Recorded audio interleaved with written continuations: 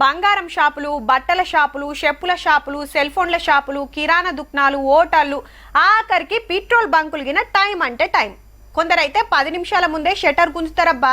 గట్లనే గిరాకుంటే ఓ అర్ధగంట ఎక్కువ నడిపిస్తుండొచ్చురు. అంతేగాని గంటలు గంటలు ఎవ్వలెక్కువ ఓపెన్ చేసి పెట్టుకోరు. రాత్రి టైం దాటితే పోలీసులు గిన ఊకోరు. అయితే ఆంధ్ర అన్నయ్యలకు ఇక కిక్కే కిక్కుపోర్రి. మందు దుక్నాలు ఇంకో 2 గంటలు ఎక్కువ తెరుస్తారట. మళ్ళా పొద్దుగాల 10 గంటలకు తెరిస్తే అర్ధమరాత్రి 12 గంటల దానిక కుళ్ళే. ఇన్నొద్దులు 11 గంటలకెళ్ళి 11 గంటల దానికే ఉంటే తెల్లారంగానే ఇంతెయ్యాలనుకున్నోళ్లకు, రాత్రి ఆల్చమైనోళ్లకు దొరుకుతలేదని గీ సౌలతి చేయాలని అనుకుంటుందట సర్కారు. అంటే దినం 14 గంటలు ఓపెనే ఉంటాయిగా, తాగినోళ్లకు తాగినంత. అంతేకాదుల్లో సాటుకు నడిపే అవసరం లేకుండా పర్మిట్ రూమ్లకు ఫుల్ పర్మిషన్ ఇస్తారట. పరాకతిగా ఊకోవచ్చిగా.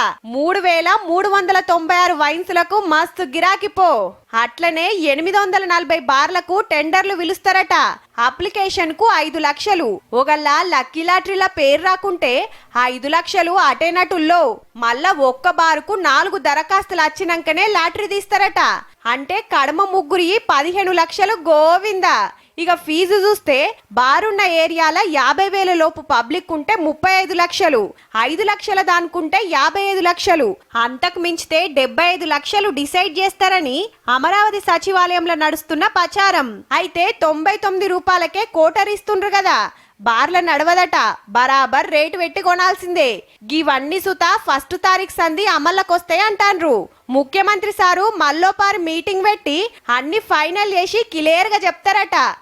మీ మేలువడిలుండంగా మందు పైసలతోటి గవర్నమెంట్ నడుపుతుర్రని ఎడ్డిచ్చిర్రు. మరి ఇప్పుడు మీరేం చేస్తుర్రని అటుకెళ్ళి వైసీపీ లీడర్లు అంటాన్రు.